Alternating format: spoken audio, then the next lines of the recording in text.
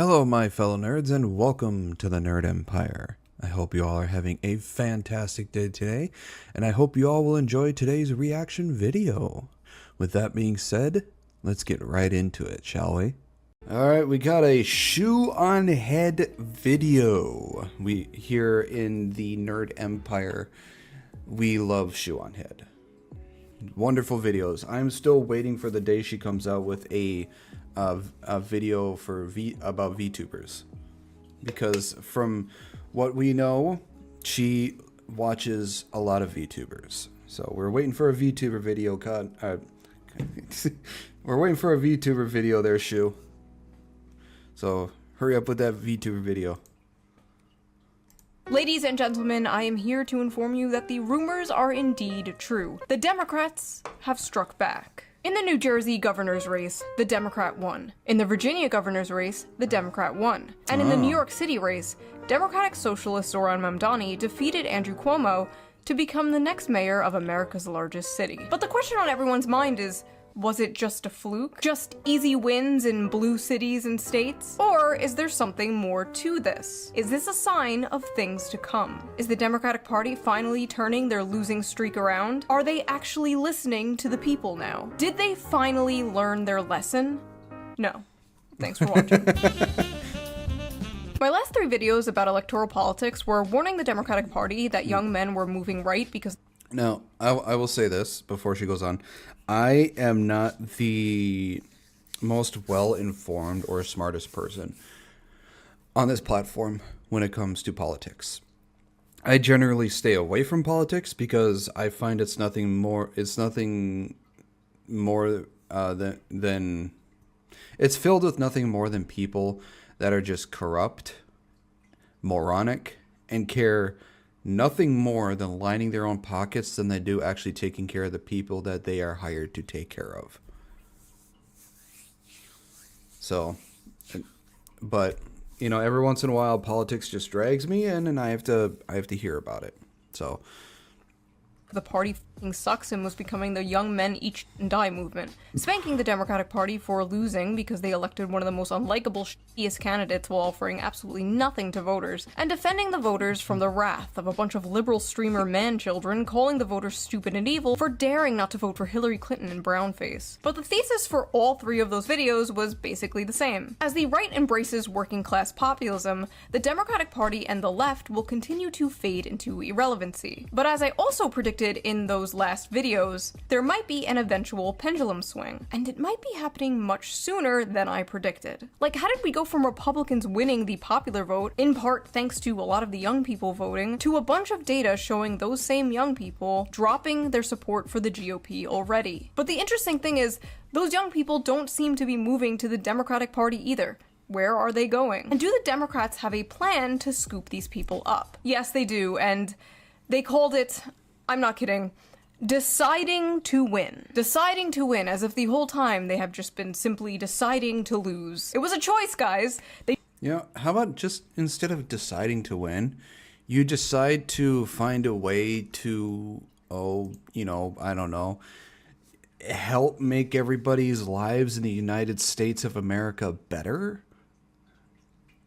You know, improving, the livelihood of everybody, improving everybody's financial situation, improving the quality of life and all that stuff. But none of them seem to think to do this. All they're doing is giving lip service and then turning around to do none of what they promised. Changed their mind and they want to win now. In this video, I will talk about why I think Zoran Mamdani won. We will go through the Democrat Party's plan to decide to win. We will briefly talk about the rise of the political commentator Nick Fuentes, the MAGA Civil War, and what I like to call the inevitable rise of shoesalism. If that sounds interesting, stick around. If it doesn't, you can leave. That's pretty funny. It's not like I'll miss you or anything. But Baka. I know a lot of you are not very- God. Shu, don't ever do that again. Don't ever fucking do that again. Oh, that hurt my soul. It's cute when anime does it. It's not cute when people do it in real life, okay? Don't ever do that again, Shu, please. Very interested in politics, you come here for the fun Reddit slop, the men versus women content, yeah, I know. But unfortunately, politics kind of seeps into your lives whether you want it to or not. So you might as well be entertained when you hear about it, and have some fun with it when you can. And I just so happen to have the perfect app for that. So before we get into this political deep dive, let's quickly give a shout out to today's sponsor, one of my favorite sponsors to work with, Ground News. Ground News is a website and an app that gives readers a transparent and easy way to read news from all across the political spectrum, from left, right, and center. Every story comes with a quick visual breakdown of political bias that helps you understand the full story and makes sure you're getting both sides. One of my favorite features on Ground News is the blind spot feature, which shows you news stories that have been covered by one side of the spectrum and ignored by the other. For example, here is a story about how the White House apparently intervened in an Andrew Tate federal probe. 29 news sources covered this, 86% of them were left-wing, none were right-wing. Ground News also makes it really easy to compare headlines to see how political bias can affect framing. For example, this feud between Elon Musk and Billie Eilish. This right-wing headline reads, "Elon Musk claps back at Billie Eilish after she slams him for hoarding wealth." And this left-wing article frames the same story as, "Elon Musk's comebacks are as flat as his attempts at jokes." Very different vibes going on here. I have been using Ground News since 2021 because it is just a great and fun way to keep up with the news. But don't just take my word for it. Even the Nobel Peace Center called it an excellent way to stay informed, avoid echo chambers, and expand your worldview. Best of all, I am currently offering 40% off their Vantage plan, which is the plan I use to access all their amazing features. So go to ground.news/shoe or use the QR code here on screen, or use the link in the video description down below. It's only like $5 a month, which is basically the price of like a coffee. You can also gift a subscription to somebody. Just select the Vantage subscription, add a customized gift message, and Ground News will send it straight to their inbox where they can activate it. The perfect Christmas present for your out-of-touch uncle who gets all his news from Facebook. So thank you, Ground News, for sponsoring this video, and thank you, the viewer, for not skipping the ad. No worries, Shu, I didn't skip your ad. Now let's get back to the video. For those of you familiar with the Shoe on Head channel, you know I've harshly criticized the Democratic Party for all my career. Some say too harshly.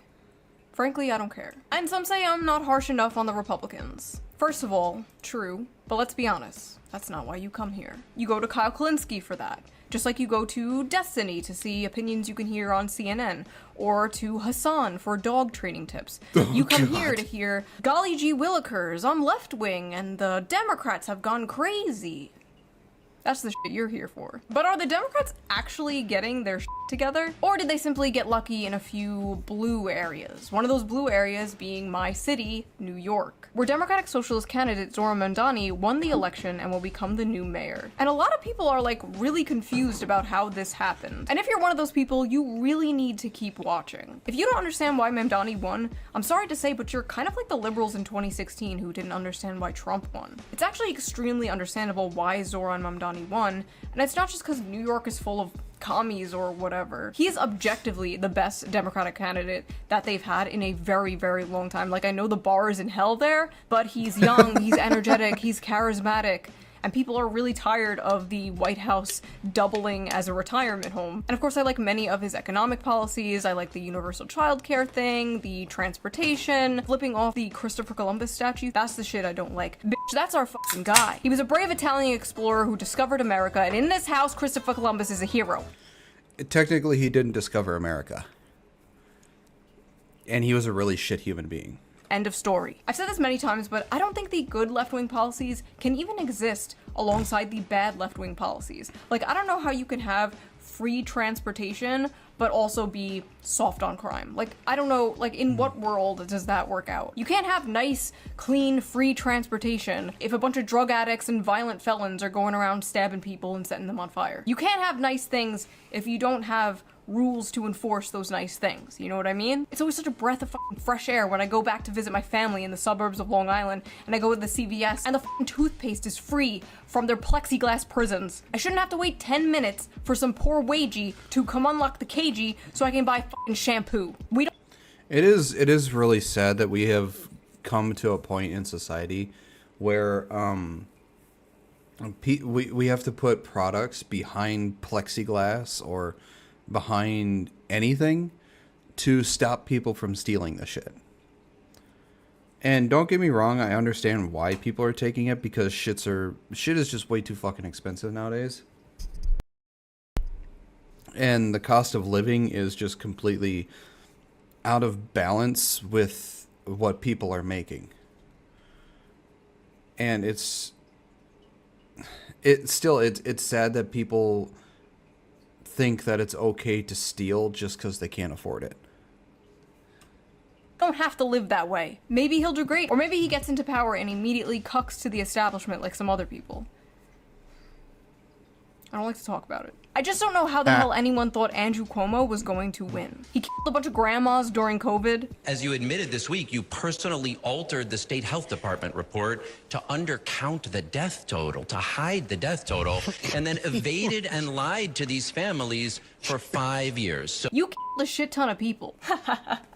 Bro, what? Plus, he doesn't even live in New York City. He doesn't live in the city he's running to be mayor of. Cuomo just kind of expected to win based on name recognition alone and being like, hey, at least I'm not the other guy. Sound familiar? Trump actually offered a vision. Make America great again. Mamdani offered a vision. A New York City you can afford. So people took a chance on him. People wanted something different. Andrew Cuomo, he had no vision or... Now, we just have to wait and see if he actually delivers on what he said, or if he's just going to do shit, if he's just going to say shit and not do anything and only do shit to only line his own fucking pockets. Because that's what basically almost all these politicians do. They say what they're going to do, they're going to promise this stuff, and as soon as they get in power, they do none of that and just do whatever the fuck they want and get drunk on power.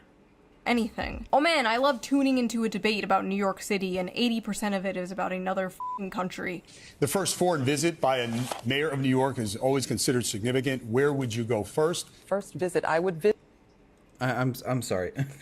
Unless you are the fucking president or VP or, you know, something along the lines of those things. If you're a governor, senator, mayor, or something like that, there should be no reason whatsoever for you to visit any sort of foreign power. There should be no reason outside of going on vacation that you should be going out of the country to do anything job related, because your job is your state or your town or whatever. Your job does not involve anything foreign. The only people who should be doing any sort of business with foreign powers are the president, vice president, chief of staff, or, you know, stuff like that. That's close to the president in power. Governors, senators, mayors, there should be no reason for them to go do business with foreign powers. None whatsoever. Visit the Holy Land. I would go to Israel. I'd make my 4th trip to Israel. Mr. Mamdani. I would stay in New York City. My plans are to address New Yorkers across the 5 boroughs and focus on that. Mr. Mamdani, can I just... See?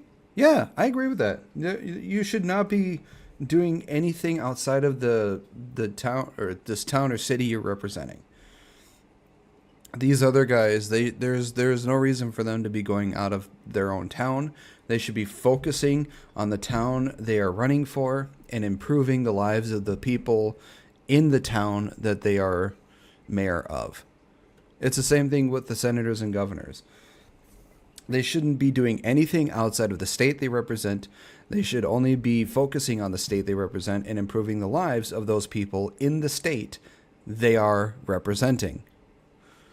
Jump in. Would you visit Israel? That was the exact moment I knew Zoran was going to win. Bro was just surrounded by NPCs. I love how they're like, where would you go? And Zoran was like, I'm gonna stay here. And instead of being like, no, Zoran, the question was, where would you go? They're like, why wouldn't you go to Israel? Like, that's the answer to the question. Like, that's just the default answer to that question. His win was very much in part a direct response to the affordability crisis that many Americans are facing. So what is the GOP's answer to the affordability crisis? Oh, great news, guys. There is no affordability crisis. It doesn't exist. It's all in your head, silly. Need to save money? Simply don't buy your grandmother a Christmas present this year.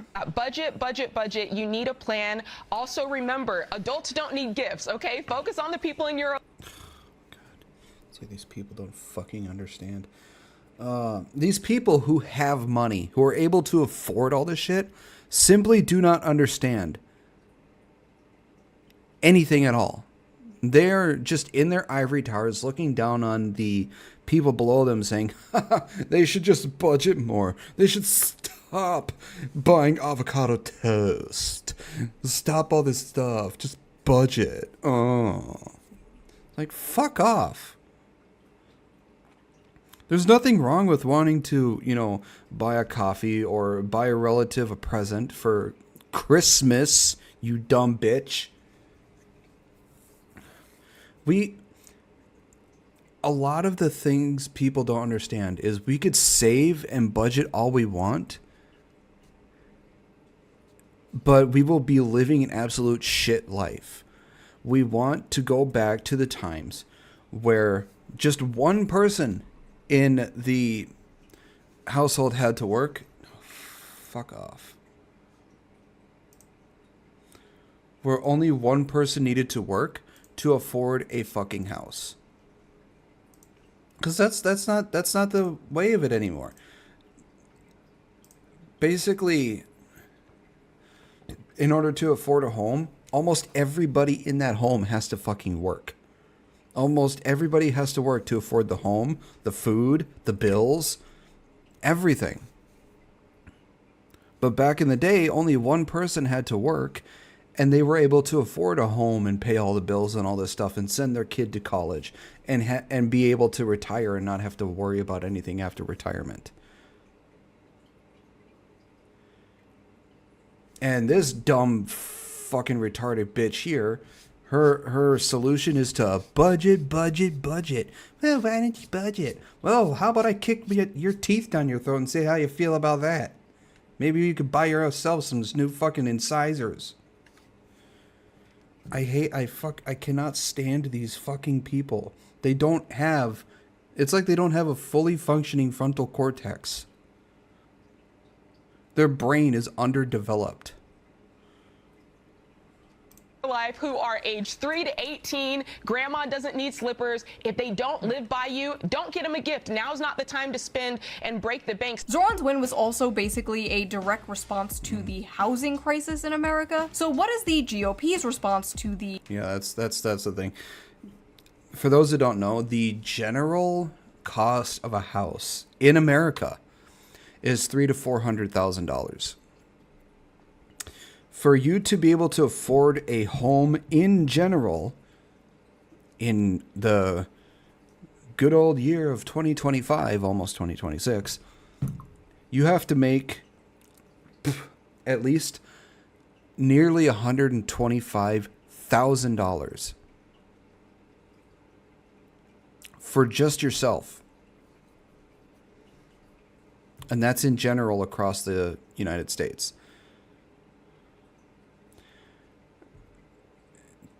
That's fucking ridiculous.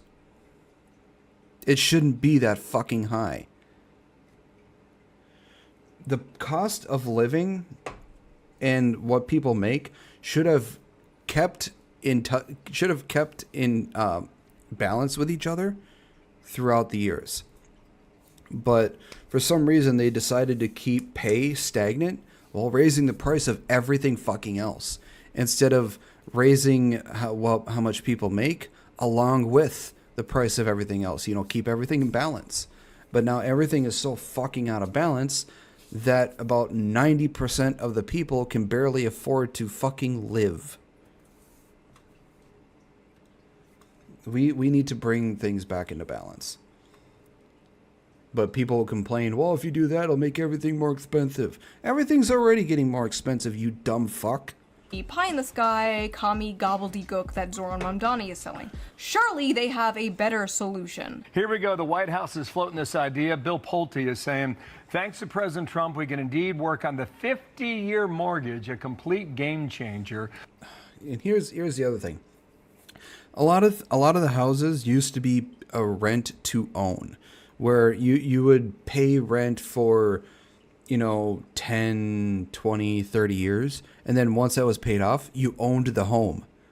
And from then on, the only taxes or things you had to pay was, the utilities and the property tax. That was it. You didn't have to pay for the home anymore because you owned it. Nowadays, because of big businesses buying up houses, swaths of houses, everywhere you fucking go, nowhere is rent to own anymore. It's rent until you fucking die. You don't own anything anymore. You can't own anything. You don't own your car. You don't own your property. You don't own your home. Anything else. The only thing you do own is your food. No, almost nobody can own a home anymore because it's just rent until you die. It is not rent to own anymore. How does that work in dollars? Here you go. 30-year fixed mortgage right now. You're paying $2,038 a month, principal and interest on a $400,000 home. At the bottom, under 50 years, you'd save a couple $100 a month at $1,822 so fucking dumb. Principal and interest. There are people who can't even afford the down payment on the home. There are people who, hell, they can't even afford the fucking 30-year mortgage because it'd be cheaper to rent an apartment than it would be to own a fucking house.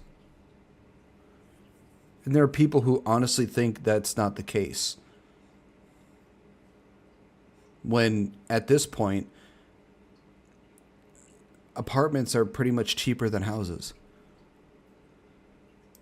That is proposed. Do you like this idea? I do not like this idea. Not lowering prices, not building more housing. No, just being a good little slave to the bank for 50 years. You might as well be a rentoid forever in this case. Like, at least you don't have to fix your own dishwasher. You will own nothing and be happy. Doesn't that sound great, Gen Z? Vote for us. We'll release the Epstein files and finally drain the swamp. Awesome. Finally, justice. Here it comes, the Epstein files phase 1. We got all your favorite E-celebs here. Don't you think that's a little tacky? I mean, like, this is an international child trap. The Epstein files are on my desk. Oh, that's great, that's great. That's what we've been waiting for. Well? Oh, they don't exist. Wait, what? Yeah, the Epstein files don't exist. They're a Democrat hoax. But you just said, hey, what the fuck? That's my wallet. Sorry, Israel needs new weapons. Bye. That's the other thing. We should not be sending money anymore to anywhere outside of the country until we have our shit together. Once we have everything fixed, our shit together and all that stuff, then we can start sending out money to everybody else. Because how are we supposed to effectively help people outside of our own country when we can't even fucking take care of ourselves? That's like me sending my brother $500 a month when I can barely afford to pay rent myself. And I don't even live with him. How does that make any fucking sense? Why are we sending billions, if not trillions of dollars to countries around the world when we have so many problems in our own countries that we can't even fucking fix them? I don't understand the retarded thought process our leaders have that we elected them to do. Psst. What do you want, Democrat? Vote for us. Why? What do you have to offer? Hey! That's my wallet again! What are you people doing? Sorry. Israel needs new weapons. Bye. The Epstein files are a really big deal. This is not a partisan issue. You should absolutely care about an international child trafficking blackmail operation consisting of the most powerful people in the world. And anyone telling you to move on is coping, gaslighting, or in on it. If whatever is in there is so damning that it is a national security risk, the people deserve to know. Like, I don't know about you, but if we are paying taxes to a bunch of satanic pedophiles, I would like to know. That is information I would like to know. Like, I already know we're doing that, but I would like some confirmation. Okay, so literally as I am filming this, Trump is saying he is releasing the Epstein files. So I guess they weren't a hoax. I'm gonna I swear, when shit's hitting the fan, I believe that every time shit starts to hit the fan, they say something about the Epstein files to shift our attention away from shit hitting the fan. To be so honest, I have no idea what the f is going on, you guys. I'm sure when this video gets posted, there's already going to be more things that have happened. Also, Mike Johnson apparently said they need to make changes to the files to make sure we, quote, don't do permanent damage to the political system. Speaker Mike Johnson, our law, who voted for the legislation earlier Tuesday, accused Democrats of using it to score political points and urged Senate Republicans to make changes to it to make sure we don't do permanent damage to the political system. Like, the political system isn't already fucking permanently damaged. How about you just show the raw, unedited files? If releasing the Epstein files would do damage to the political system, then so be it. Then it deserves to be damaged. It deserves to be destroyed. Just release the files. After all, if you have nothing to hide, you have nothing to fear. Isn't that right, government? But it wasn't just the Epstein files thing that has MAGA feeling a little demoralized lately. Does that mean the H-1B visa thing will not be a big priority for your administration? Because if you want to raise wages for American workers, you can't flood the country with tens of thousands or hundreds of thousands of foreign workers. You also do have to bring in talent. When we have plenty of talented people no, you here. Don't. No, you don't. We don't have talented people here? No, you don't have. You don't have certain talents, and people have to learn. We've talked about this a few times on this channel, actually very recently in the male loser epidemic video. The no talented Americans thing is a myth pushed on us by corpos and billionaires, so they can hire foreign workers who will work for less money and won't unionize. Worker drones who will work under the coercion of deportation, essentially creating infinite scab labor. Even though there are so many Americans in these fields looking for jobs. But those spoiled Americans will ask for a living wage so they can live in a 600-foot square apartment. How dare they? We can't do that.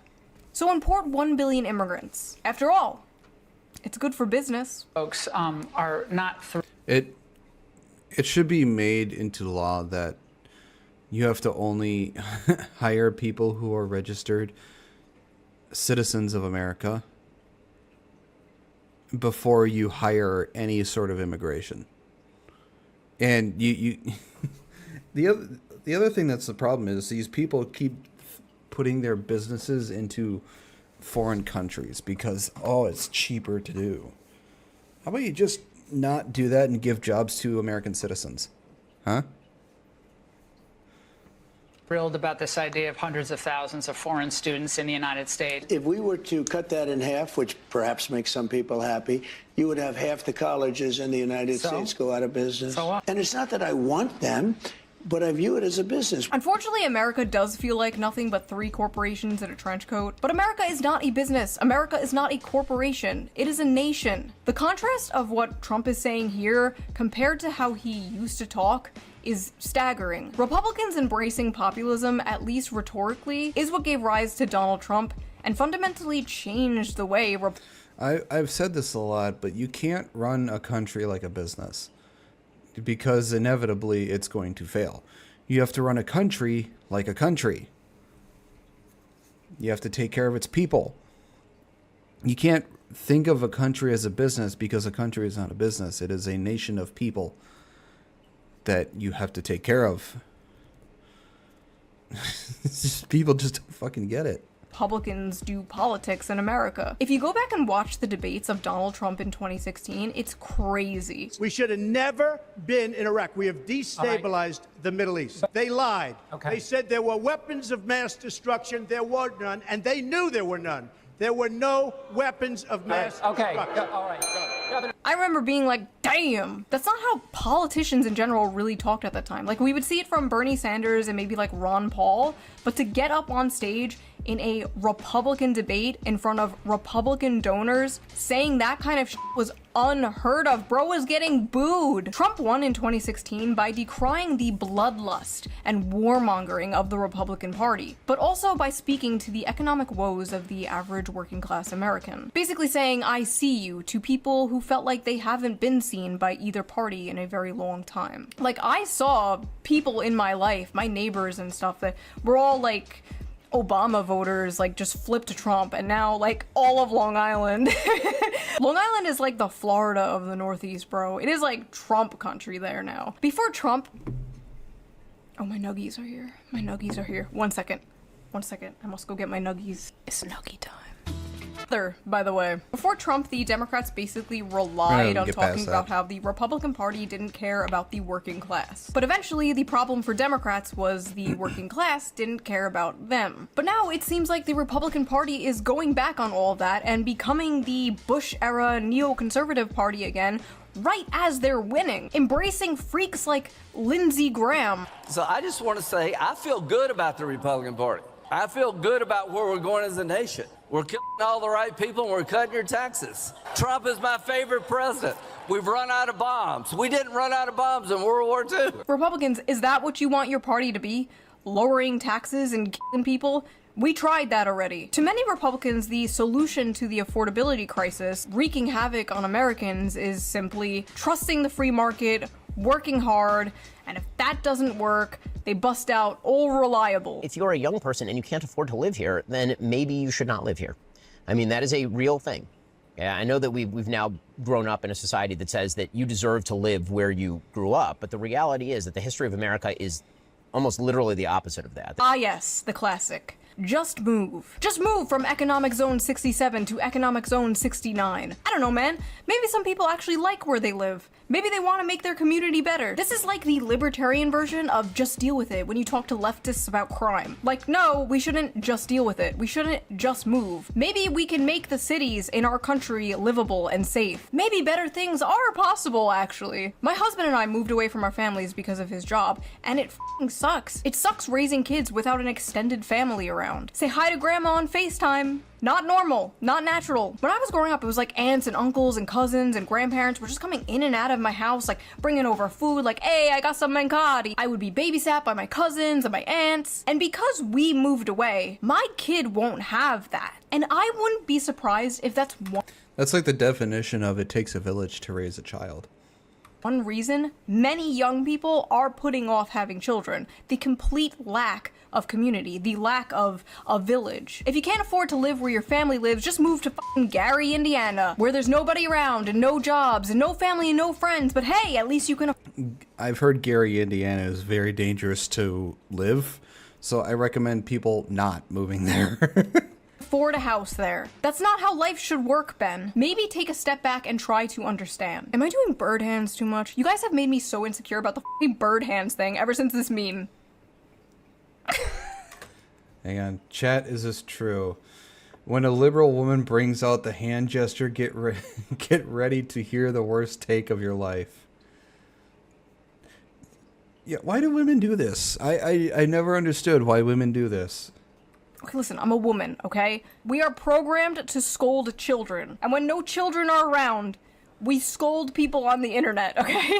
Anyway, Nick Fuentes is a far-right commentator and a controversial figure to say the least. But his main topic he covers is Israel, which is an extremely hot topic that many other right-wing commentators seem to not want to touch. And the rare times they do touch it, it's them telling you not to talk about it, questioning why you care so much, or shape-shifting into the woke mob they fought against for so many years, calling you names, calling for you to be censored. What's funny is they didn't care about any of Nick Fuentes' rants on like race or women. They only started caring when his rants on Israel were blowing up. Nick recently did an interview with Tucker Carlson which completely ignited the MAGA civil war that was brewing on the right for some time now. It got so ridiculous that even Chuck Schumer went on the Senate floor and called for a disavowal of Nick Fuentes. Sir, with all due respect, none. Why do politicians need a resolution in the Senate to disagree with a citizen. Hello, I have gathered you all here today to disavow Hitler Bussy 420.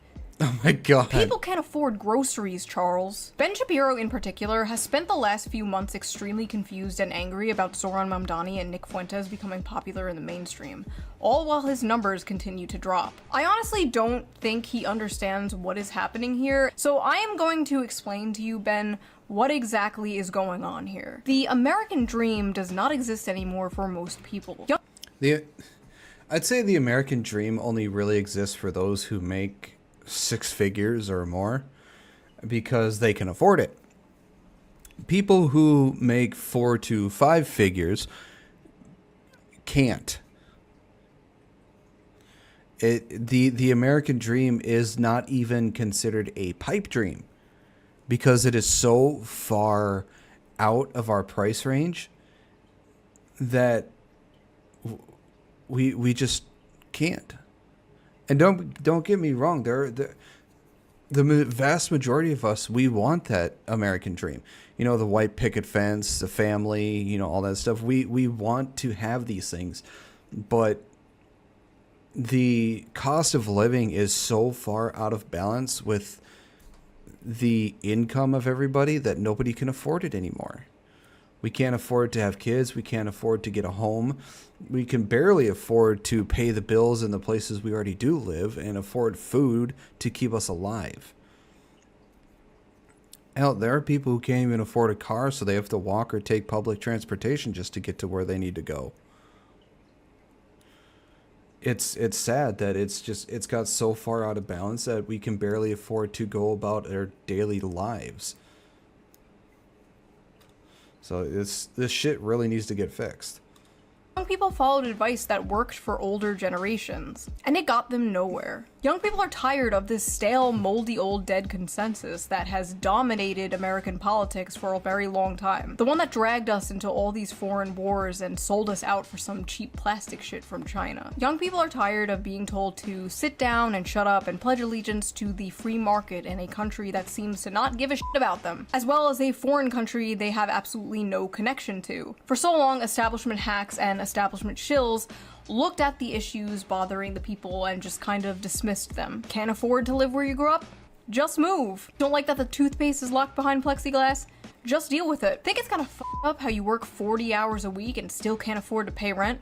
What are you, some kind of communist? You don't like funding a genocide with your tax dollars? What are you, anti-Semitic? If you don't address the issues of the people will gravitate towards those who are addressing those issues. It's not Mamdani's fault he won. It's yours. It's not Nick Fuentes' fault he's popular. It's yours. The tragedy of Ben Shapiro is that he led a life worshipping the free market, only to lose in the free marketplace of ideas. Now, with all this neocon rhetoric coming out of the GOP, are the Democrats going to pick up the populist ball that they are fumbling? Are they actually going to get their shit together? Well, they are trying, because they have written an article called Deciding to Win, where after interviewing over 300,000 American voters from both parties, they may have finally discovered the secret to winning. To give ourselves the best chance to win, we recommend the following changes to our approach. Democrats need to 1. Focus our messaging on an economic program centered on lowering costs, growing the economy, creating jobs, and expanding the social safety net. 2. Advocate for popular economic policies. Moderate our positions where our agenda is unpopular, including on issues like immigration, public safety, energy production. Well, actually, I want to go back to number 1. Focus our messaging on an economic program centered on lowering costs, growing the economy, creating jobs, and expanding this. Here's the thing. If the reason why the economy is such shit is because people aren't really spending any money. Things are too expensive, so they save their money as much as they can and then spend it when they can. If people had better income and more money to spend, the economy would grow because people have enough finances to go and actually spend their money. People aren't spending shit because everything's too fucking expensive and they're not making enough to spend shit. And it's just... Ugh. And yeah, create more jobs. People... Create more jobs for the American citizens. Stop catering to people who are here illegally. Social safety net. 2. Advocate for popular economic policies. Moderate our positions where our agenda is unpopular, including on issues like immigration, public safety, energy production, and some identity and cultural issues. So basically it took you guys 10 years, millions of dollars, and dozens of Microsoft team meetings to come to the conclusion that everyone has been saying forever. You wasted a decade worshipping at the altar of mentally ill Karens, and now you're acting like, hey, what if we were normal is a groundbreaking political discovery. You. I could have told you all this for free. It is a bad sign that it took you over a decade to come to the same conclusion that my audience has come to like a decade ago. And they're all retarded. Please reflect on this, I beg of you. Also, what do you mean you had unpopular positions on public safety? Like, why would you even say that out loud? Yeah, let's vote for the party that admits it was wrong about the issue of crackheads shanking people in the street. I love this quote from Nancy Pelosi randomly shoved in here. Winning an election is a decision. You make a decision to win, and then you make every decision in favor of winning. How deep! How thought-provoking! Thank you, Nancy. What would we do without you? All those fossils need to be removed. It should be illegal for any politician to be in office more than 10 years. Probably win an election. Democrats have changed our focus. In comparison with the Democratic Party of 2012, today's Democratic Party is more focused on issues like climate change, democracy, abortion, and identity and cultural concerns, and less focused on the economy and middle class. The table below shows this shift. Through an analysis of the prevalence of selected words in the 2024 Democratic Party platform, in comparison with the 2012 Democratic Party platform. This whole study is really interesting, but I need you guys to see this chart because when I first saw this, the scream I screamed. So Democrats since 2012 have increased their rhetoric on race by, sit down, 1,137%. On the gays, 1,044%. Their rhetoric on men has decreased by 51%. It is now negative 51%. On fathers, negative 100%. They just stopped talking about that shit. Veterans, negative 31. The economy, negative 51 because nobody cares about that, right? The middle class, 79%, but I guess you can't really talk about something that is disappearing. And jobs, negative 47%. It somehow gets worse. Apparently voters trust Republicans. It's sad when the focus on the less important shit went up and the focus on more important shit went down. That's really sad and horrible. Like how? Oh, let's go back to that graph here. Hang on. So let's see. White, black, Latino, Latina. From it went up over 1,000%.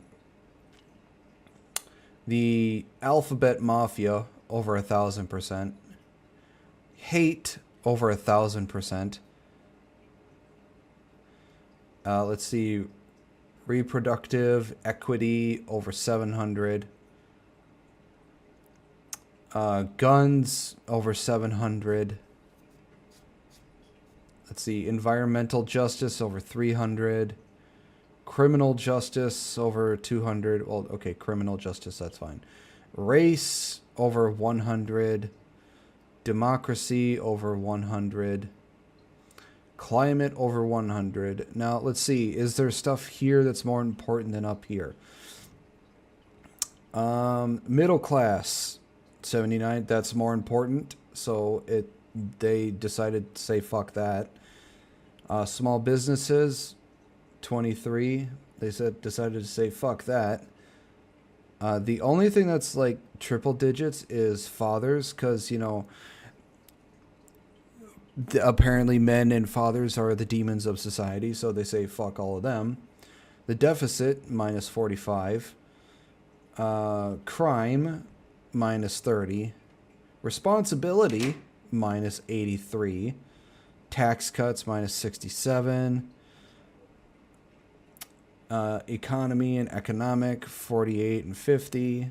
Jobs, 47. So basically, almost everything here, work and veterans, 1931, is seen as less important than the dumb bullshit that's up here.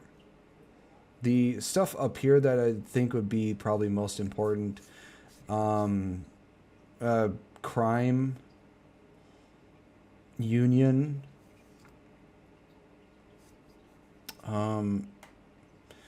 equity, I guess, childcare. That's important. Apparently it wasn't in the 2012 one, but yeah, childcare is important.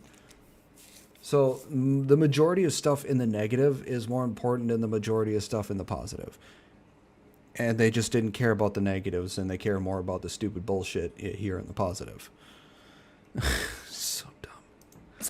Negative economy really it's important. It somehow gets worse. Apparently voters trust Republicans more on the most important issues to them and trust Democrats the most on the least important issues to them. Like they literally care the least about LGBT, but trust Democrats the most with it. The most popular Democratic policies among voters are things like lowering drug prices, banning stock trading, expanding Medicare, and raising the minimum wage. While the most unpopular Democratic policies are things like abolishing the police, providing free healthcare to illegal immigrants, and affirmative action. You're telling me this for— see, okay, the police thing, people seem to think that the vast majority of the police are out to get them and are just power tripping. When it may seem like that, but it's only a vast minority of police because of how many negative videos there are out there about the police. It makes it look like it's the vast majority of them, when the vast majority of them are just trying to do their job, keep the public safe, and try to get back home at the end of the day. So yeah. For the first time. Democrats, here is some advice for free. You can't just be MAGA light. Why would people drink Mr. Pibb when Dr. Pepper is right there? You know what I'm saying? You gotta bring something different, something better to the Dr. table. Pepper. And that difference should be working class focused economic populism. I don't just want two neocon parties, okay? But all of this is pointless when it's clear the Dems are not changing at all. They're just gonna change their messaging. They're putting pretty wrapping paper and a bow on a big fat smelly turd. There is a chance that the Democrats may win based entirely on Orange Man bad. Again, which means they might get into office by learning absolutely f***ing nothing. Again. Then the voters will go, oh my god, nothing has changed, and then they'll vote for a Republican. American politics is just a revolving door of villains, isn't it? Rest assured, whoever wins, we lose. If you're actually gonna do this shit, if you're actually gonna do what you're saying in this little article, you better be going whole hog, not just a tip. I'm talking embracing shoesalism. I've told people this. If you have voted for the person who became president and they make a absolute mess of the country, you have no right to complain. Because you're the dumbass who voted him in. The people who didn't vote him in have every right to complain. And let's use this as an example. Let's say you have made an absolute mess out of your room. You have no right to complain because you're the one that made the mess. The people who didn't make the mess, who also live in the house with you, have every right to complain about the mess that you created that they had no help in doing. So you who voted the dumbass in, who's made a mess of the country, have no right to complain, while those who didn't vote the dumbass in, who made a mess of the country, have every right to complain about the mess you made that they had no help in creating.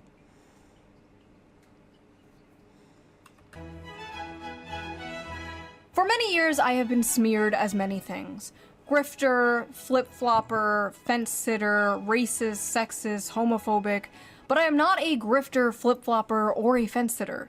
I'm simply living in 2055. You see, America has been a hyper-capitalist, economically center-right, socially center-left country since about the mid-century. And I know libertarians in my audience are gonna be like, it's not capitalism, it's cronyism. Okay, whatever the f you wanna call it, it sucks, okay? So what if instead, and hear me out, what if instead we were a more people-focused, community-focused, working-class-focused, economically left, socially right country? All the data shows more people fall into that quadrant, the populist quadrant, the shoesalist quadrant, if you will, than the current system we are in today. If a shoesalist party existed, it would be incredibly popular, but it doesn't exist.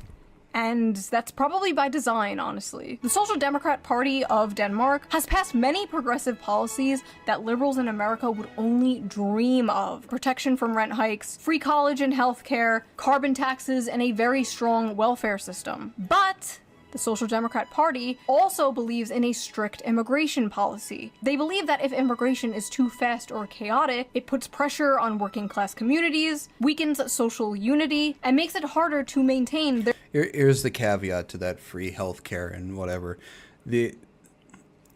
It's free because the taxes are also higher, because that higher tax also helps pay for said free healthcare. Their strong welfare system. Wow, what a f***ing grifter Denmark is. I feel like so many people nowadays are like terminally left-right brain to the point where like they look at issues and instead of being like, that solution makes sense to me, I believe that, I agree with that, they instead go, that's the left-wing solution, therefore I will believe in that. And it's so stupid and hyper-partisan and makes absolutely no sense to me, and that's why I think like a lot of left-right brain hyper-partisan people don't understand me or people like me. That's why they call me a centrist or fence-sitter or flip-flopper or whatever. And it's like, no, I'm not a fence-sitter. I have many strong opinions. You just don't like them. And no, I'm not a flip-flopper just because you don't understand the concept of having opinions that don't perfectly fall on the arbitrary, always changing left-right axis that is American circus politics. There's nothing incoherent about my beliefs on paper. None of them contradict one another. I don't understand. She likes free healthcare but doesn't want to chemically castrate children? She believes in workers' rights but wants a stricter border? I don't get it. Like, where is the contradiction? I'm basically just Bernie Sanders before he got his spine surgically removed by the DNC. In conclusion, MAGA and the Republican Party embracing populism is what made them so popular in the first place. But if the Republican Party's answer to all these issues young people are having is, F you, just move, you're not talented, maybe you'll own a home when you're 70 years old, they're doomed. Like they had a small brief fling with populism and ghosted it. Just pumped and dumped. Like a fat whore they're ashamed of and won't bring out on dates in public. As I'm editing this, Trump and Mamdani had a meeting together and it was very interesting. We were discussing when Bernie Sanders was out of the race, I picked up a lot of his votes, and people had no idea. When he was put out of the race, I think quite unfairly, if you want to know the truth, many of the Bernie Sanders voters voted for me. And I felt very comfortable, frankly, in seeing that and saying that. I would feel very, very comfortable being in New York, and I think much more so after the meeting. We agree on a lot more than I would have thought. I'm sorry, this is my new favorite problematic Yowie ship. They love each other. Maybe it's not over, folks. Maybe the power of friendship and populism will save us all. Listen, I want my kids to grow up in— I think people just need to learn to, instead of saying, well, my idea is better, your idea sucks, so let's go with my idea. Instead of doing stuff like that, people need to come together, have a civil discussion, and come to a compromise that works for both parties and works in favor of the citizens of the country they live in. But that will never happen because people are just too fucking prideful and fucking strong-headed that they won't ever come to the actual logical good decision. In a safe and affordable world where they can get jobs and they can start a family and then they can have the same for their kids. And I feel like at the end of the day, that's what most people want, left and right. They just have different ideas on how to get there. It just so happens my ideas happen to be the correct ones, and if you disagree with them, you will be sent to the re-education camp. Do you want one? Do you want a nuggie? Pledge your allegiance to shoesalism and you get a nuggie. So that was that little video. If you liked it, I'm going to say this. I don't, I'm probably going to get hate for it. I don't much care for chicken nuggets. I had them so much and so often as a kid that I actually got sick of them. So I don't really much care for chicken nuggets. please subscribe for more. And if you want to help support the channel, donate to my Patreon, link down below. All patrons get every single video uncensored a day early. If you can't or don't want to support me on Patreon, that's fine. I don't care. I didn't want you to anyway. Don't. Baka. Okay, I will. Oh, she did it twice. Twice. In one fucking video, she did it twice. Why? It's so fucking cringe.